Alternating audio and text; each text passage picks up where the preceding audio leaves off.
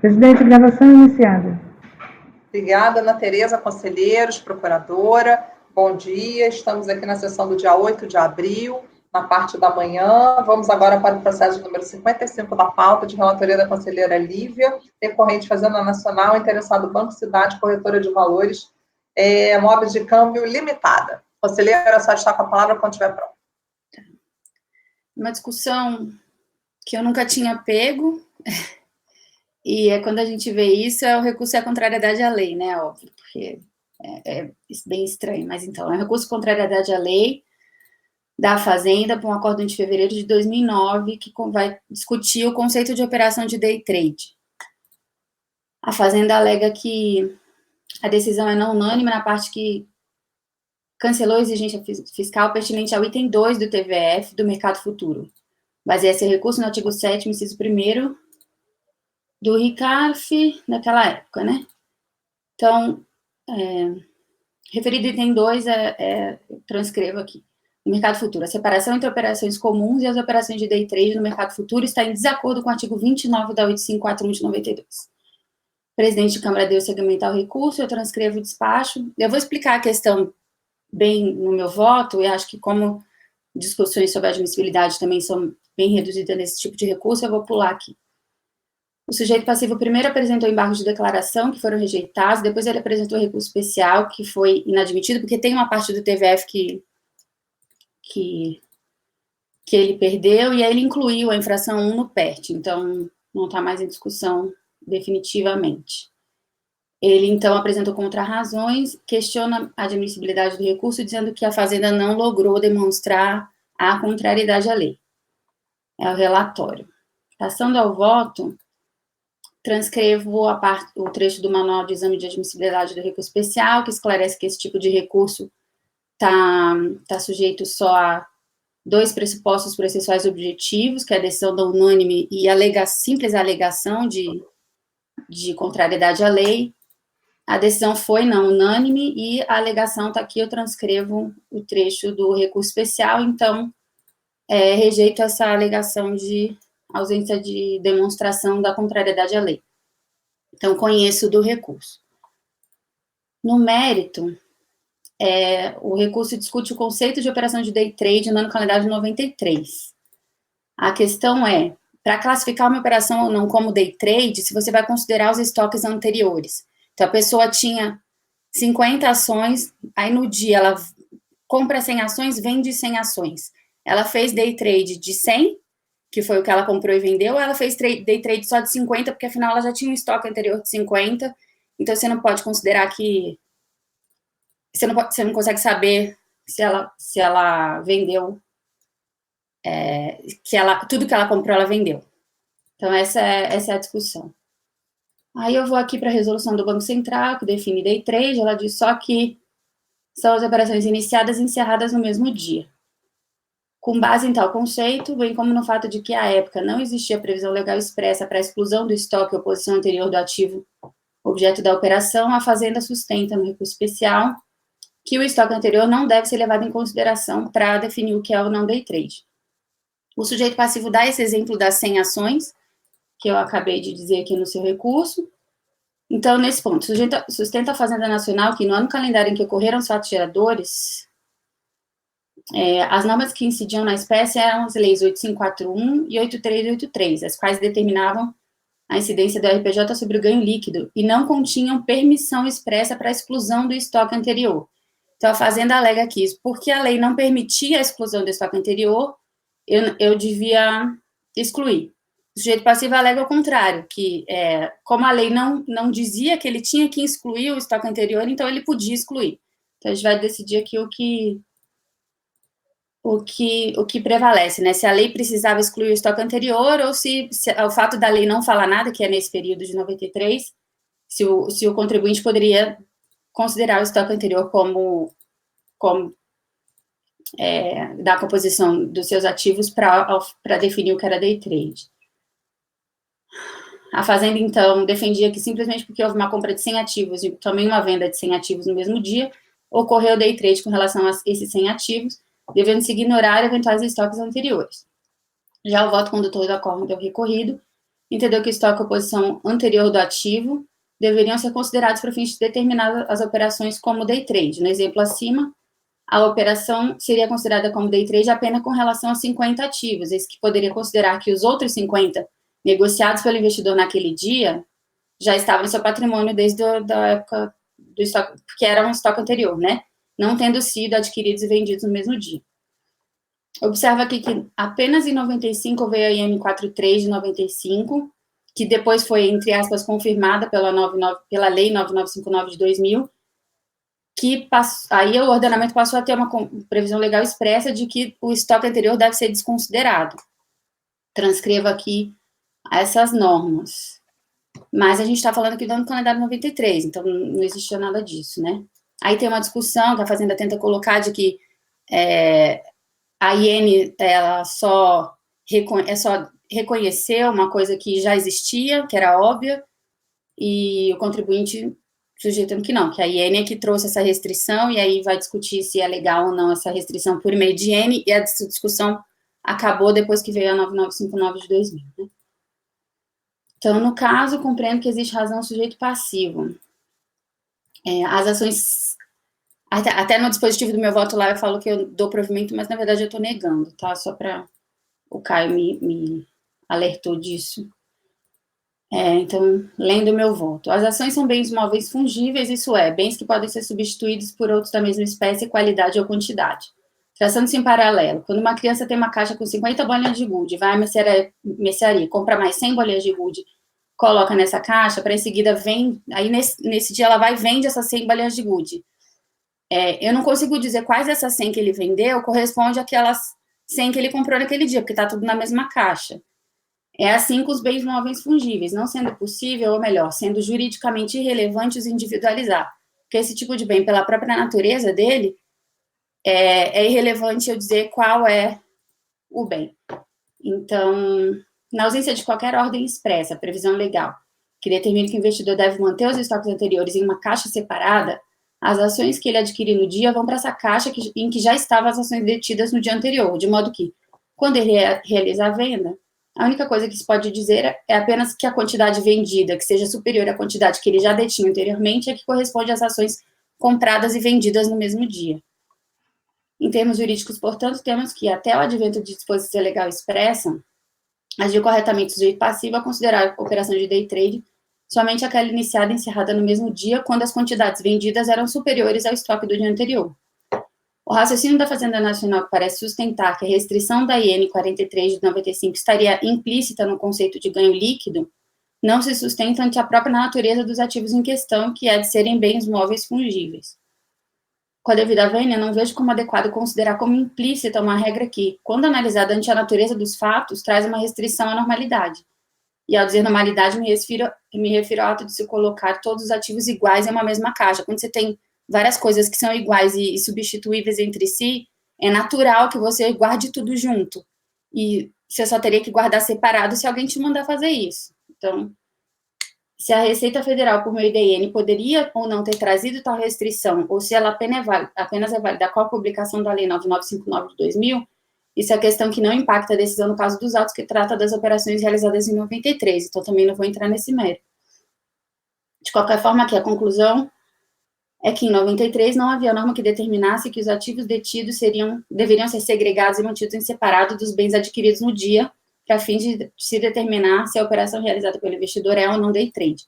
Na ausência de tal norma, pela própria natureza dos ativos, bens móveis fungíveis, está correta a conduta do investidor de considerados conjuntamente, considerando como day trade apenas as operações representadas pela diferença entre o número de ativos vendidos no dia e o total de ativos por ele detidos, seja comprados naquele dia, seja do dia anterior. Então, por isso, eu mantenho o acórdão recorrido e nego provimento ao recurso especial. Ok. Conselheira Edeli, quando estiver pronta, está com a palavra direto.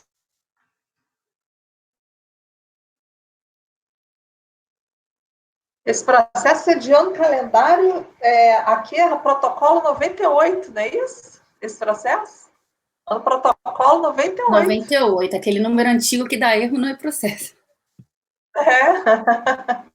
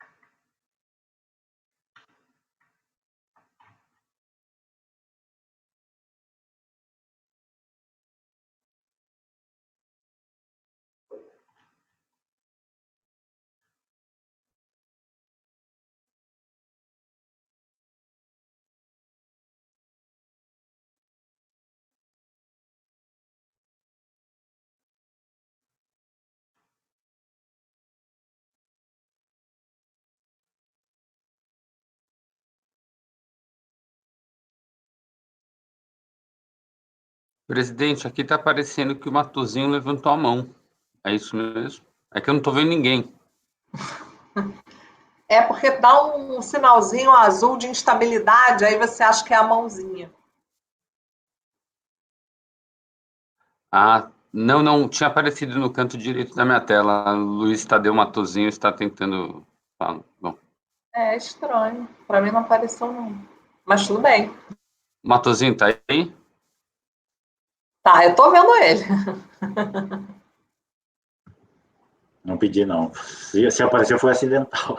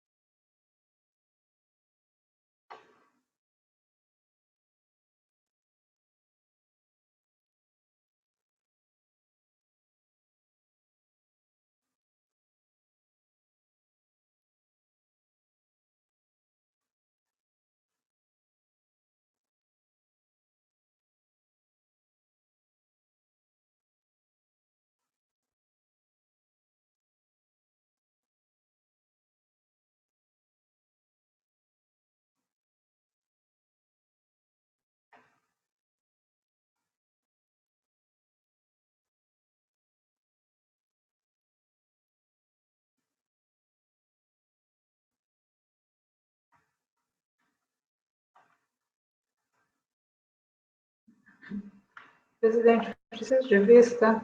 A argumentação da conselheira Lívia me sensibiliza, mas eu não estou segura de que seja essa a questão que tenha levado à decisão por maioria de votos no acórdão recorrido. Eu preciso aprofundar um pouco mais a análise. Vista. Para voltar muito bem. Vista deferida para a conselheira Edeli, convertida em coletivo. Vamos passar, então, agora para o número 58 da pauta de minha relatoria, recorrente Expresso Riacho Grande Limitada, interessado fazendo a nacional. O processo está na pasta. Vou pegar ele aqui.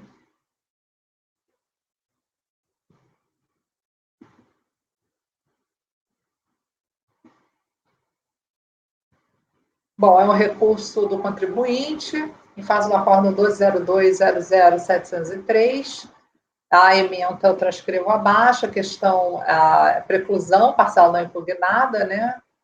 Multa de ofício e tal, CSLL. A exigência decorre da falta de declaração dos tributos RPJ, PIS, COFINS e CSLL de 2006 e 2007. O contribuinte apresentou impugnações separadas, relativas a cada um dos 4 tributos. Posteriormente, apresentou impugnação complementar, no qual aduziu novas questões de mérito e preliminares contra os lançamentos de ofícios efetuados. Então, no primeiro momento, ele apresentou 4 impugnações diferentes, com uma frase cada um. E aí, depois, veio essa impugnação complementar. A decisão de primeira instância considerou não impugnadas as matérias tratadas na impugnação complementar apresentada fora do prazo legal e analisou tão somente a matéria multa de ofício, julgando improcedente a impugnação.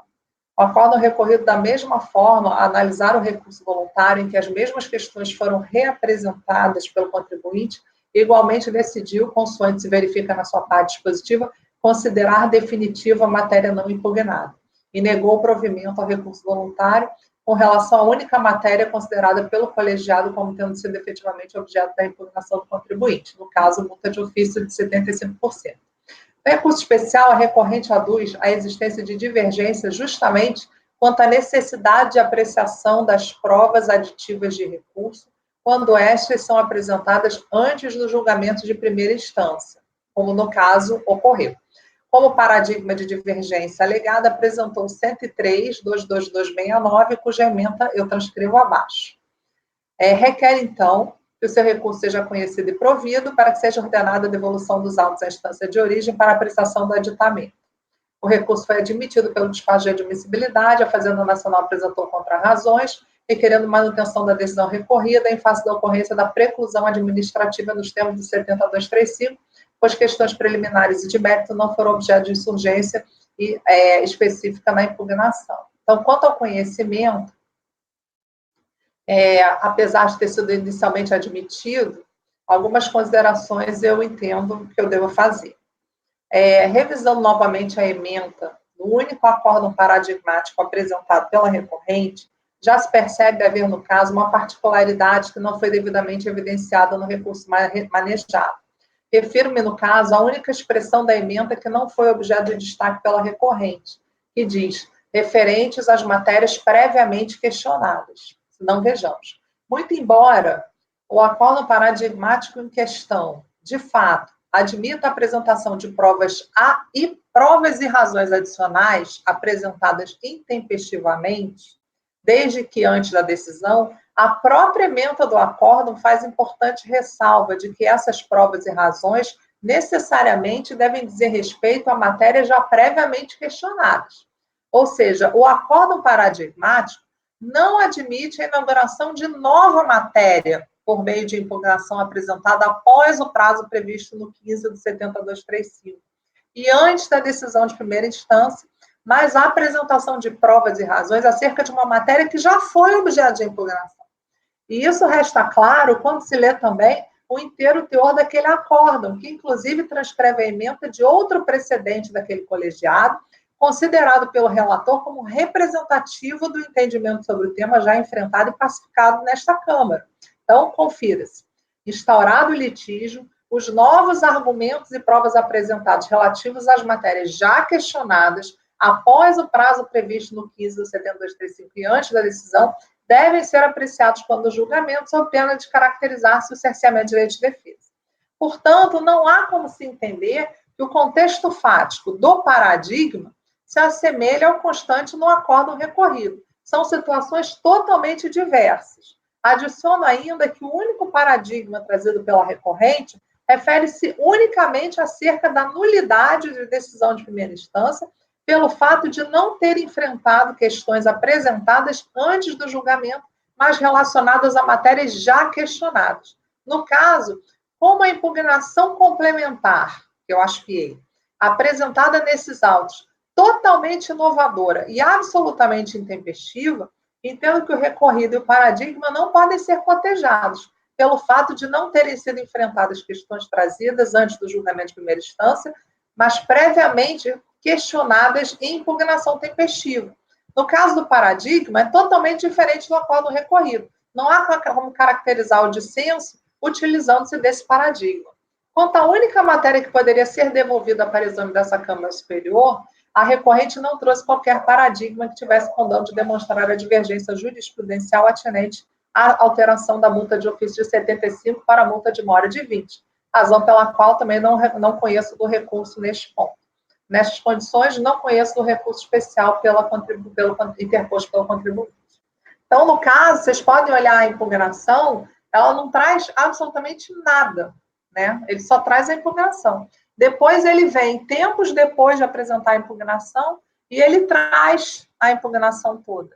E isso aí não é possível, porque ele previamente não questionou nenhuma matéria antes. Então, eu só poderia aceitar no âmbito de DRJ, né, até subindo até o CAR, se ele tivesse questionado antes, que é o que está no paradigma. Então, eu não tenho como fazer essa construção e formar dissenso com situações, para mim, que são díspares. Então, a princípio, eu não conheço do recurso.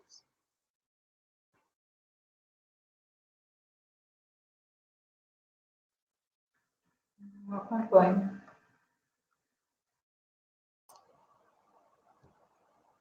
Conselheira Lívia.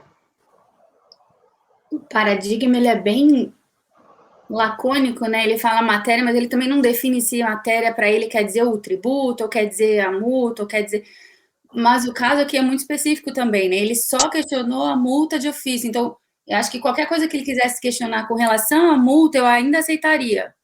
Ou, enfim... Agora, como ele não falou nada do tributo na impugnação original, eu não posso nem considerar para ele que matéria é tributo, né? De jeito nenhum, assim. Então, no caso dele, eu acho que esse paradigma é bem genérico, mas o caso dele foi muito específico de questionar só a multa, então eu não consigo incluir mais nada aí mesmo. Então, acompanho a relatora. Conselheiro Fernando.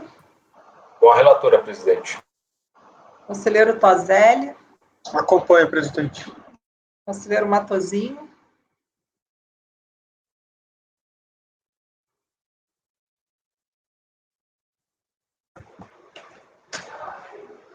Desculpa aí, presidente, desativar aqui a tecla de gravação. Eu acompanho, só fiquei numa dúvida, essa parte final relacionada à multa, eu não entendi bem, porque a matéria questionada é aquela primeira só, né? Eu não entendi essa sua observação final sobre a multa. Eu posso tirar, porque, na verdade, assim, eu até coloquei como observação, porque a única matéria que poderia, foi um comentário, assim. Mas ele não suscitou, não, né? Não, eu falei, a única matéria que poderia é um comentário, mas também não muda nada a minha... Eu só fiquei na dúvida, porque falei, mas foi admitido não, sem um paradigma, então eu estou acompanhando. Conselheiro Caio. Acompanho sem ressalvas. Tem eu aqui no meio só. É verdade. Desculpa, conselheiro Alexandre, gente. Conselheiro Alexandre. Eu acompanho. Eu também estou com dificuldade, porque eu também estou vendo todas as telas escuras agora. Só de quem fala. Desculpa. Conselheiro Caio já acompanha? Confirma? Confirma. Bom, então, negado conhecimento por unanimidade. Vamos para, então, agora, o número 59, de relatoria do conselheiro Tozelli, recorrente TV Diário Limitada, interessado em Fazenda Nacional. É o último da pauta da manhã. Trata-se de recurso especial interposto pela contribuinte em face do acórdão final 827 da 1401, que negou o provimento. A ementa, transcrevo aqui. Litígio tem por origem pedido de revisão de emissão de ordem de incentivo fiscal PERC, referente a aplicações no FINOR, relativa a 2003. De acordo com a informação fiscal e despacho, o PERC foi indeferido sob o argumento de que a requerente não faz jus à ordem de emissão adicional para o FINOR, uma vez que a opção para aplicação nesse fundo foi feita após 2 de maio de 2001.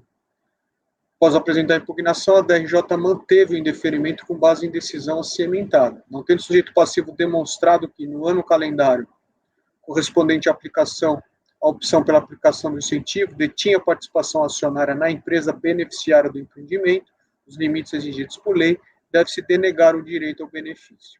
A empresa interpôs recurso voluntário, alegando que se enquadrava na condição prevista no artigo 9º da Lei 8.167. Eu fiz questão aqui de negritar as datas, porque eu sei que para alguns é muito importante isso, porque é aquele caso de apresentação posterior de documento. Então, a empresa apresentou impugnação em fevereiro de 2011.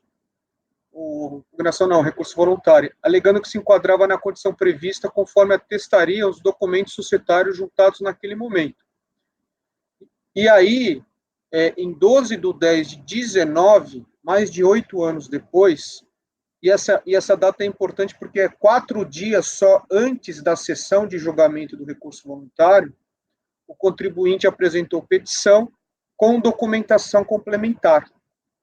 Aí, em sessão de 16/10, 4 dias depois do protocolo, e aparentemente, aqui eu falei aparentemente, mas eu posso afirmar, depois nós vamos ver, que o colegiado não teve acesso a essa petição, não é que não teve acesso, desconsiderou, talvez até pelo curto lapso de tempo entre o protocolo e o julgamento.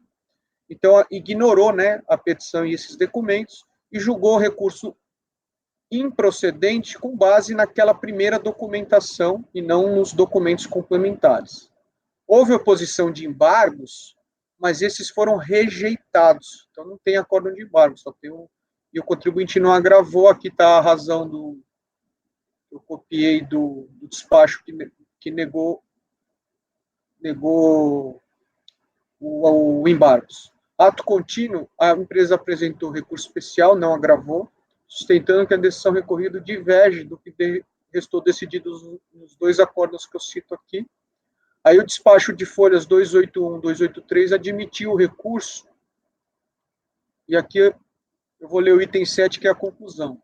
Enquanto a decisão recorrida entendeu que não tem guarida na norma processual a possibilidade de se apresentar a qualquer tempo novos elementos de prova, os paradigmas decidiram de modo oposto, que a juntada de parecer pelo contribuinte após a interposição de recurso voluntário é admissível, primeiro paradigma, e que é possível a juntada de documentos posteriores à impugnação em observância ao princípio da formalidade moderada e ao artigo 38 da Lei 9784, segundo acórdão paradigma. Então, admitiu porque entendeu que a divergência se faria presente. A PGFN ofereceu contrarrazões, pugnando pela manutenção da recorrida. Em seguida, a contribuinte peticionou aos autos, acostando novamente a documentação complementar que ampararia seu alegado direito. É o relatório. Conhecimento. O recurso é tempestivo. Aí aqui eu falo das regras, do manual e tal, para questionamento e da divergência. E vamos lá. Pois bem, nessa situação particular, não se pode perder de vista que a decisão ora recorrida não se atentou à petição de juntada dos documentos complementares trazida pela recorrente após a interposição do voluntário, omissão esta que não foi arguida em embargos de declaração. Com efeito de uma análise mais atenta dos autos, chama a atenção o fato de que a recorrente apresentou a referida documentação complementar após 8 anos da data de protocolo do recurso voluntário e apenas 4 dias antes do seu julgamento. Nesse contexto, cumpre observar, já a partir do relatório da decisão ora recorrida, que essa documentação não foi apreciada pelos julgadores, que acabaram julgando a presente lide, levando em conta apenas os documentos juntados até o voluntário e o pedido genérico feito nesse recurso para a posterior juntada de provas. Então, aqui é importante que no recurso voluntário, é isso que trouxe uma confusão, eu acho, para o despacho de admissibilidade. O recurso voluntário, ele traz documentos que atestariam que a impugnante era controladora da empresa que tinha incentivo, e aí permitiria usar. E aí, no final do recurso voluntário, é aquele meio que chavão de alguns advogados que protesta pela posterior juntada de documentos. Aí o acórdão recorrido, ele analisa esse pedido genérico. Ele desconsidera a petição que foi juntada 4 dias antes com os documentos. Então, esse que é o ponto. Para que não parem dúvidas acerca dessa afirmativa, ou seja, de que o acórdão não teve acesso ou desconsiderou os documentos complementares e a petição trazida às vésperas do julgamento, como é que eu chego a essa conclusão? Com a seguinte passagem do acórdão.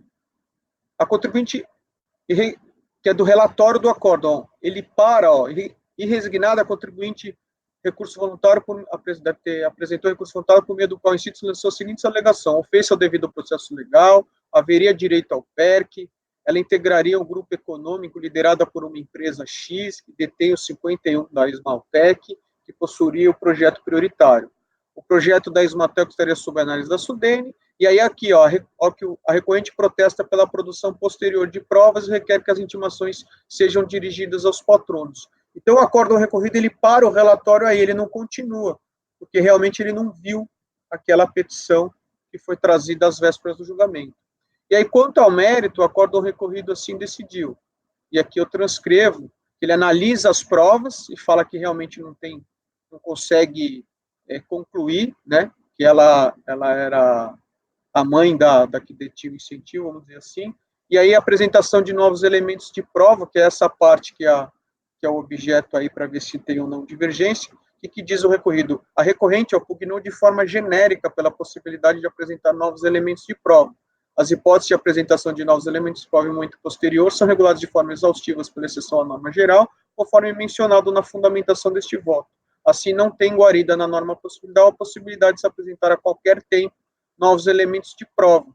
Então, não é que ele está negando aquelas provas novas. Na verdade, ele está rebatendo o pedido genérico.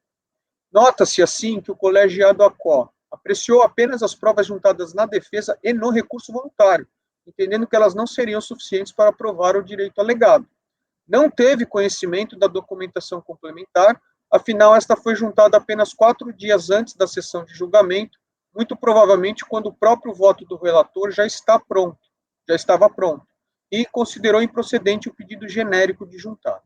Essa decisão, conforme visto, foi objeto de embargos de declaração, mas esses não apontaram qualquer omissão ou vício no que diz respeito à não apreciação da documentação complementar, insurgindo-se, na verdade, contra outros pontos do julgado. Na verdade, o embargos, ele alega o artigo 38, que o colegiado teria violado, mas ele não fala da omissão da apreciação das provas, que é o ponto crucial. E aí, por que foi rejeitado os embargos? Porque ele falou, não, você só está alegando o artigo 38 agora. Entendeu?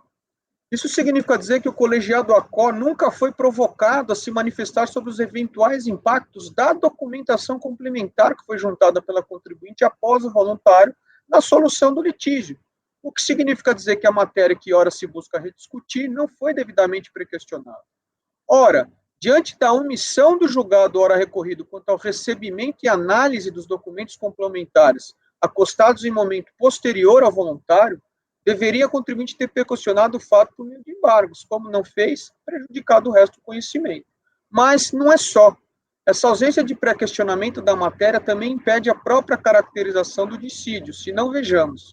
O primeiro paradigma, acórdão 3402, envolve situação na qual o contribuinte teria apresentado um parecer em momento posterior ao recurso do voluntário, documento este que, ao contrário do presente caso, o colegiado a qual teve acesso, sendo que, após discutir sua eficácia diante das normas de preclusão, o considerou válido para a formação de convencimento da turma julgadora. O segundo paradigma, por sua vez, diz respeito à decisão que reformou o entendimento contrário à negativa expressa dos julgadores de segunda instância na apreciação de provas juntadas pelo contribuinte no voluntário, o que também não se confunde com a presente situação, afinal, conforme visto, o colegiado ACO apreciou as provas apresentadas pela recorrente no recurso voluntário, permanecendo omisso apenas em relação aos documentos juntados na véspera do julgamento. E aqui é um ponto importante também, porque o colegiado ACO, ele analisou as provas que foram juntadas no recurso voluntário. O que ele deixou de analisar foram os documentos complementares, porque ele não teve acesso à petição. Por isso que eu não consigo colocar na mesma caixinha esses dois acórdãos para fins de caracterização do dissídio. São situações que não possuem similitude fática apta a caracterizar a necessária divergência.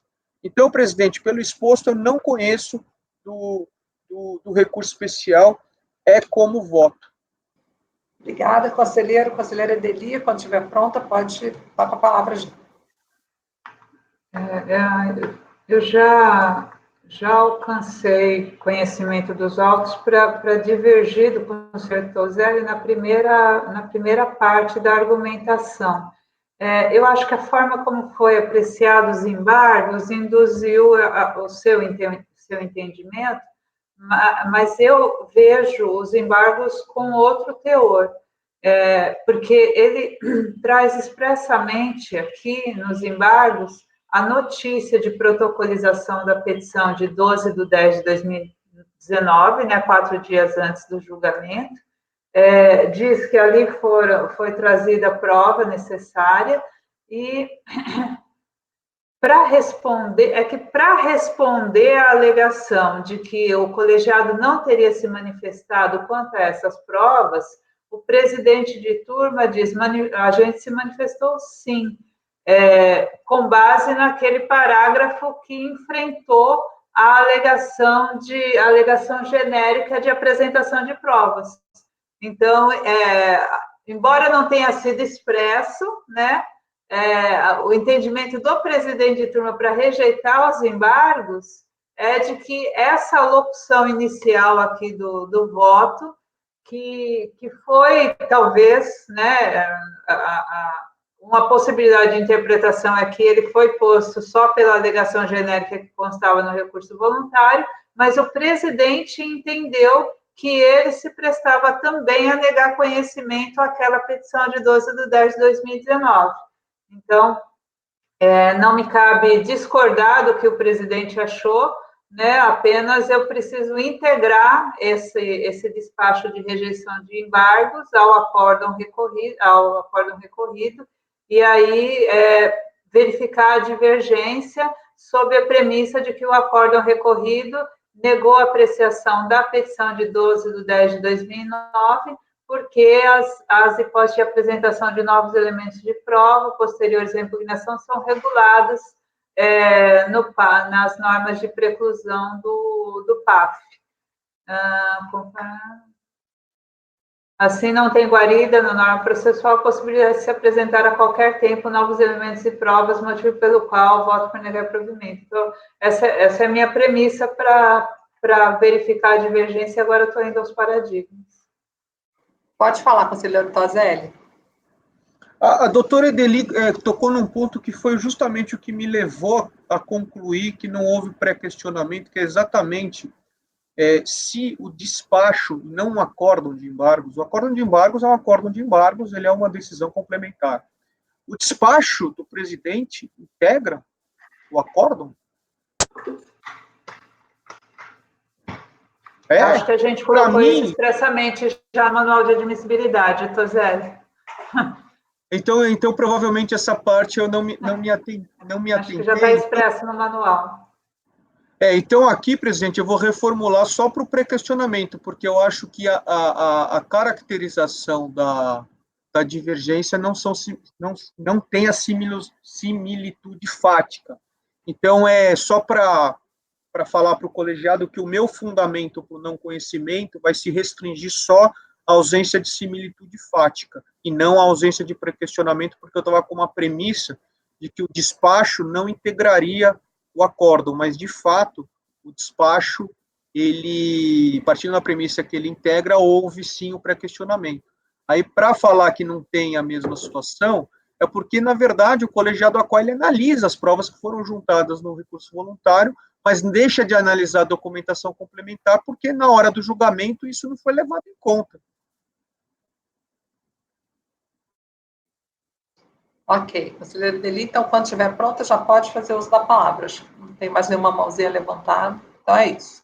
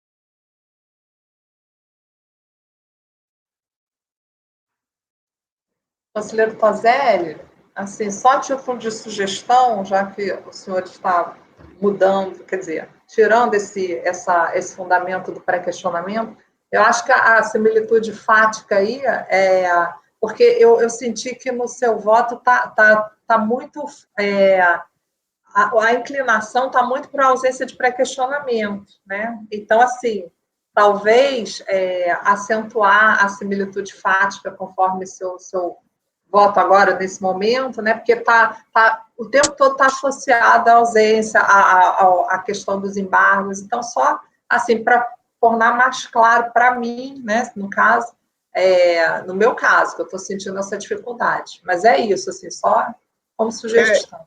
Então, é que aqui é um ponto muito delicado, exatamente eu estava, ainda, a questão que eu estava me fazendo nesse meio tempo, ainda que o despacho do presidente integre.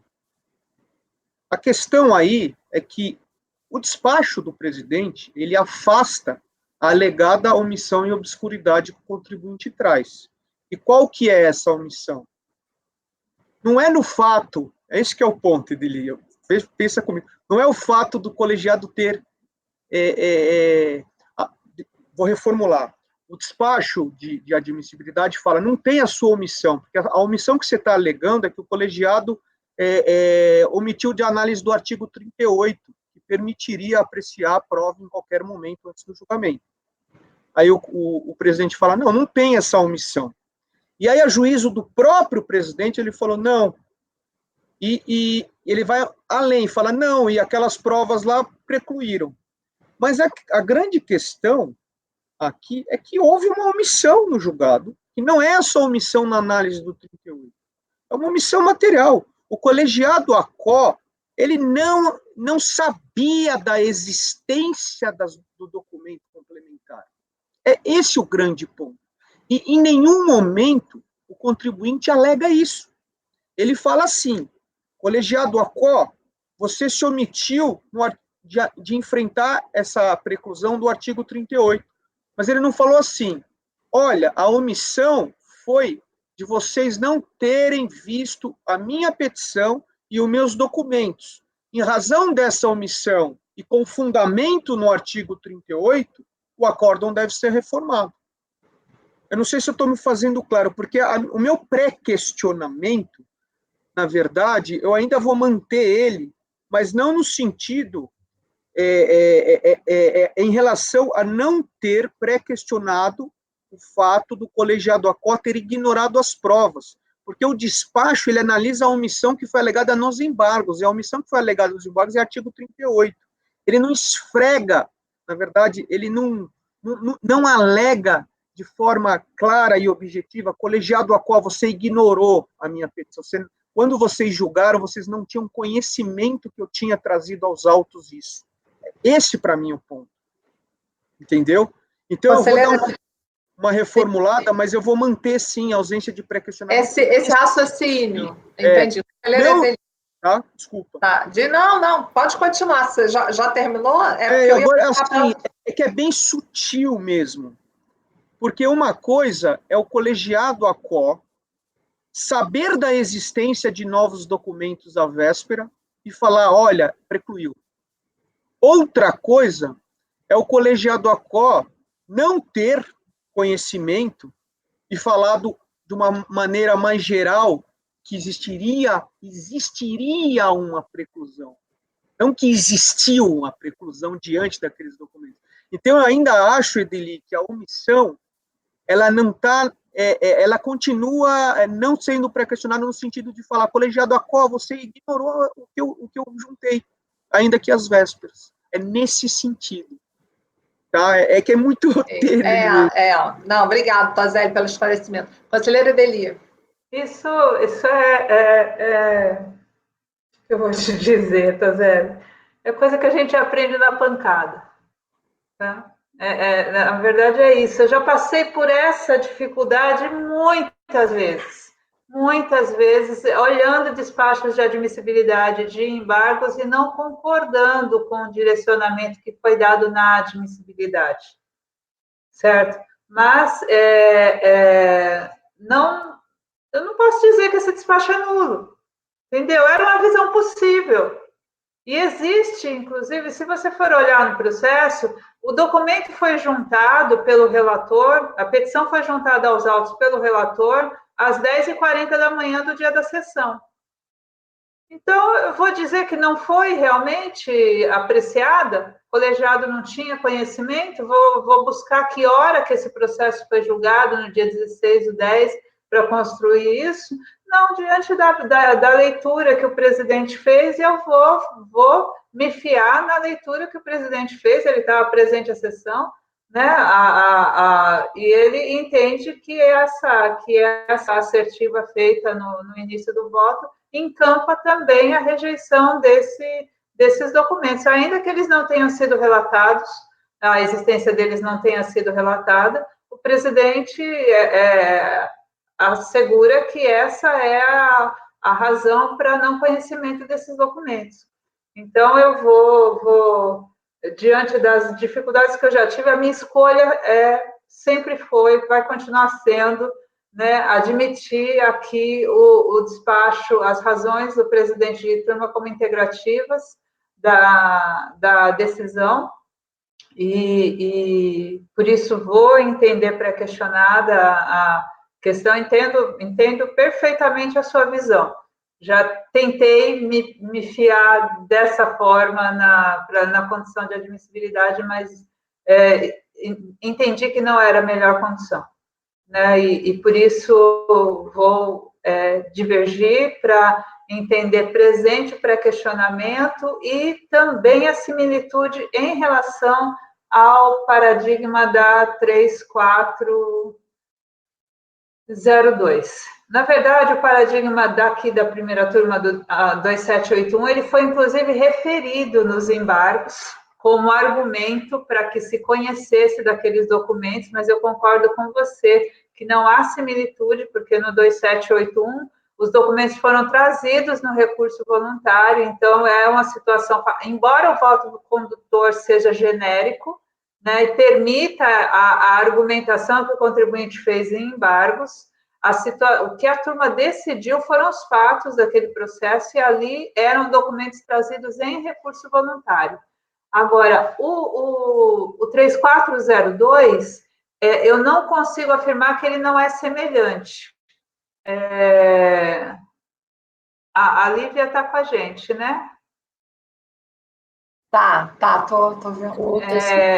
Eu não consigo afirmar que ele não é semelhante, porque é um parecer juntado após a apresentação do recurso voluntário.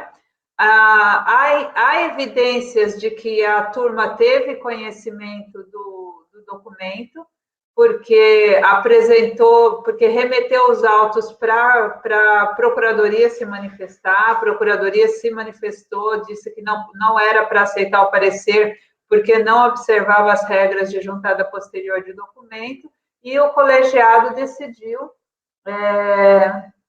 rejeitar a proposta de exigência. Foi maioria de votos aqui, não sei se afetava essa questão, mas o entendimento que prevaleceu é de que, pelo princípio da colaboração, não poderia se deixar de analisar um documento pertinente à questão que estava sendo discutida, né, que não poderia ser feita interpretação literal do PAF. Então, eu não sei qual a distância entre a interposição do recurso voluntário e a apresentação desse parecer, né, e a questão da turma já ter conhecimento, para mim, restou superada pela integração dos embargos ao acórdão recorrido. Então, como eu não consigo dizer que essa situação do paradigma é dessemelhante, então eu vou conhecer do recurso com base no paradigma da 3402. Ok, conselheira Lívia, como voto conhecimento? Eu estou convencida dos argumentos da doutora Deli. A questão da integração do despacho de admissibilidade, que já até votamos aqui em alguns casos, não vou lembrar, e também o 3402 me deixa dúvidas, como a turma decidiu ali, e no caso de dúvidas eu prefiro conhecer, dúvida objetiva. Ok, conselheiro Tozelli, pode falar. De novo, aqui, o que me incomodou é essa coisa do despacho, porque a gente está presumindo que o colegiado teria tido acesso. Então, para mim, eu ainda não consigo colocar como semelhança fática um acórdão que eu vejo, que eu tenho certeza que o colegiado ele fala isso no relatório e ele usa o parecer no fundamento do voto, ao passo que o recorrido não ignora tanto no voto como no relatório. E aí vem um despacho que fala, essa é a minha dificuldade mesmo, mas eu acho que ainda está em torno do efeito do despacho de admissibilidade para fins de acórdão, mas para mim aqui, estudando o caso, é evidente que o colegiado ACO não teve acesso e desconsiderou isso para o julgamento. É por isso que a dessemelhança está aí, entendeu? Lívia e depois Edeli. Eu não sei, será que o colegiado não... Assim, omissões em relatórios a gente vê sempre. Considerando que o documento foi juntado no dia do julgamento, nos autos, será que o colegiado, aquela frase que está lá, não quer se referir a esses documentos, falou assim, não vou analisar esse documento, você juntou 4 dias antes. Eu não consigo dizer que não, de acordo com as circunstâncias aqui dos autos. Então, é só... Ele não rejeitou expressamente, e ele também não... Entendeu? Não tem expresso para nenhum dos lados, e na dúvida... É que se você for ver... Peraí, só um minuto. Você responde tudo no final. Peraí, só um minutinho. Tem a Edeli, o Matosinho, aí você responde todo mundo. Tá? Segura aí. Então, Edeli e Matosinho. Só para dizer que não é presunção, para mim é ficção. Eu não vou verificar nenhuma razoabilidade naquilo que o presidente disse. Se ele disse, está dito. Né? Ele respondeu que foi isso que aconteceu, então eu não sou competente para desfazer. Tá? Então, para mim, é ficção. Matosinho. Tá mudo, Matosinho. Tá mudo. Desativar o F8. Apenas eu fui ler o paradigma, porque me chamou a atenção que o paradigma fala de laudo. E laudo é uma situação bem específica, né? Ele normalmente vem em complemento ao que já foi dito, ele traz mais elementos de análise do que de argumento ou prova, e ele vem nessa linha. E o final do parágrafo do paradigma é atestada essa situação, o item 22. Por fim, não há que se falar em supressão de instância, como indevidamente quer fazer a Fazenda Nacional, fazer crer. Isso porque o aludido parecer não faz outra coisa senão atestar aos olhos da recorrente aquilo que já vem aduzindo desde a sua impugnação, isto é, no presente caso, o índice de correção adotado em seus contratos não ultrapassaria os custos para sua produção e, em verdade, redundaria em mera correção dos preços praticados. Ou seja, está sendo recebido um laudo, né, conhecido naquela fase. Me parece que a situação concreta desse caso, não sei, quero confirmação até do relator, que vai falar na sequência, me parece que ele traz provas substanciais da própria condição de beneficiário do regime. Então, assim, se essa circunstância não afastaria até um pouco do entendimento, será que na presença desses novos elementos, aquele colegiado do 3402 receberia essa prova? Considerando que eles conheceram, né, partindo da premissa adotada pela conselheira Delide, que foi conhecida a prova pelo colegiado, né? Eu não tenho certeza disso, mas na linha levantada pelo conselheiro Tozelli. Mas, ainda que ele tivesse conhecido, né, nessas mesmas circunstâncias, o outro colegiado teria essa... Mas eu queria ouvir até o relator falar sobre, não sei se ele chegou a vislumbrar o conteúdo dessa prova. Só isso, obrigado, presidente. Ok, conselheiro Tozelli, pode falar agora. Primeiramente, conselheira Lívia, se você vê o voto, ele abre um tópico que é exatamente da análise da apreciação genérica do pedido de prova do voluntário. Então, isso para mim que foi determinante para criar a certeza de que o colegiado ACO não levou em conta a documentação complementar no julgamento. Mas isso já foi superado, entendi aqui, até esse pensamento vai evoluir. E, doutor Matosinho, obrigado, que você acabou de me dar mais um argumento para eu colocar a ausência de similitude fática que eu vou incorporar no meu voto, que realmente eu não me ative para as provas que foram analisadas no paradigma. E realmente é um parecer, e nessa parte que foi lida por você, existe essa ressalva, vamos dizer assim, que não é prova nova, vamos dizer, digamos que é um resumo do que já constava dos autos, bem genericamente. E aqui nós estamos, salvo o melhor juízo, esse processo mudou de patrono, provavelmente na época do julgamento do CARF. Isso é comum na prática, né? Então você está fazendo com algum advogado, chega no CARF, você contrata alguém por indicação e muda. E aí é prova nova, ele faz um organograma do grupo, traz documentos societários novos, mas não muda a alegação, e sim as provas. Então, eu acho também que dá para visualizar que, no paradigma, não seria prova nova, e aqui seria, sim, prova nova, o que é mais um ponto aí para trazer para debate, para uma ausência de similitude fática em relação ao segundo paradigma. Enfim, presidente, parei por aqui, prometo, e pode ficar com a palavra. Ok, muito obrigada. Doutor Fernando, como é que vota? Presidente, eu fico com um pouco de dúvida pela questão de ser um parecer, né, um laudo. Isso nem sempre é encarado como uma prova nova, às vezes é um reforço ali do argumento, né, a questão jurídica sobre o tema. Mas eu achei que o 3403, lá, o segundo paradigma, ele não se preocupou pelo fato de ser um parecer. Tanto é que ele analisa a questão de ser um parecer como sendo qualquer um outro documento.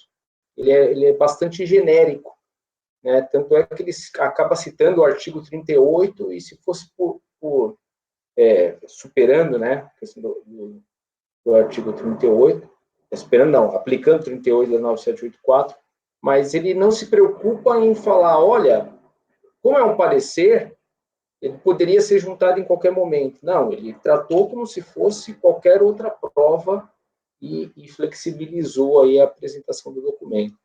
Por isso eu vou votar com a divergência para conhecer o recurso. Ok, conselheiro Matosinho, como voto?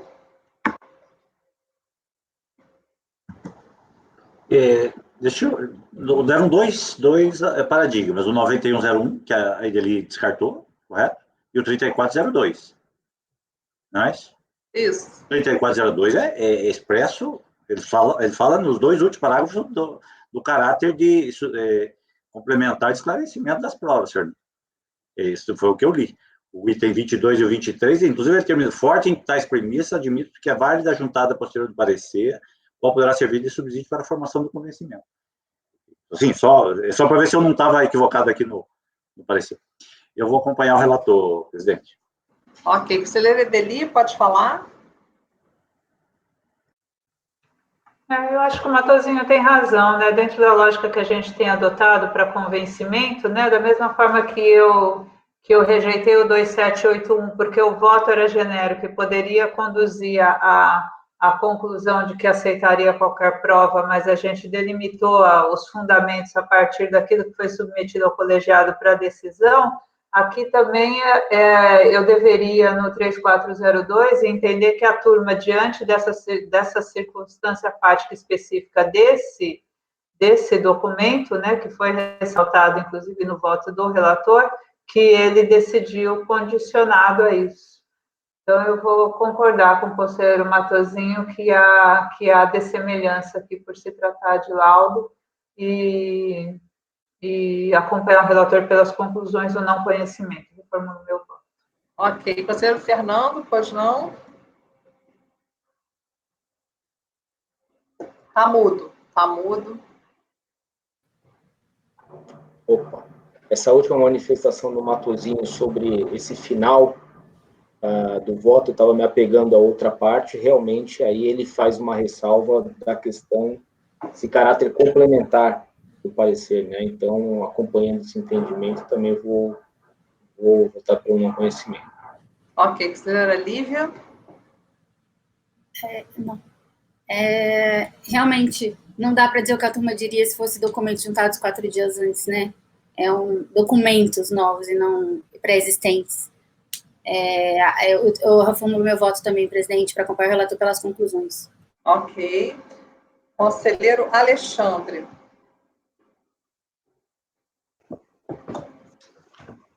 Eu acompanho o relator. Conselheiro Caio. Presidente, acho que o Matosinho salvou o dia aí. Eu vou acompanhar o relator. Ok, eu vou acompanhar o relator também pelas conclusões. Então, foi negado conhecimento por unanimidade pelas conclusões Edeli, Lívia e Andréia. Ok? Agora terminamos a sessão da parte da manhã. Vou pedir para a Ana Tereza. Fernando pediu a palavra. Fernando. Pois não. Mas ainda eu vou pelas conclusões, tá, presidente? Prefiro. Ah, tá. É porque precisa contar as conclusões para ver se a questão do pré-questionamento continua ou não. Não, peraí, só um instantinho. Ele já disse que ia tirar o pré-questionamento, foi o que eu entendi. Ele falou. Eu entendi que vai tirar. Peraí. A gente está votando a similitude fática, mas vamos lá, conselheiro Tozelli. Então, só para esclarecer, logo de plano eu falei que eu tiraria, mas depois eu revisei e falei que manteria pela omissão da apreciação que não estava clara nos embargos. Mas como é uma coisa nova, entre aspas, para mim, esse despacho, e realmente a conselheira Edeli, mais uma vez, colocou a sementinha da dúvida, eu acho que ninguém questiona aqui a ausência de similitude fática. E o pré-questionamento, eu não vou também ficar batendo nessa tecla, vou ler o manual com calma, e é totalmente dispensável para fins de fundamentação, porque realmente a ausência de similitude fática por si só já é mais do que suficiente para afastar a caracterização da divergência. Então, tendo isso em vista e diante dessa dúvida agora quanto ao pré-questionamento, presidente, eu vou tirar toda a parte do pré-questionamento e vou só colocar como fundamento a ausência de dissídio em razão da ausência de similitude fática, incorporando essa parte de que aqui é prova nova, juntado às vésperas, e lá é um parecer que foi aceito não como prova nova. Seria nesse sentido, tá bom? Aí a gente evita as conclusões e eu acho que eu acho que todos nós concordamos, né? Tá. Então, ótimo. Então, negado conhecimento por unanimidade. Vamos parar a gravação. Ana Tereza, por favor. Pode parar a gravação. Ok, presidente. Gravação interrompida.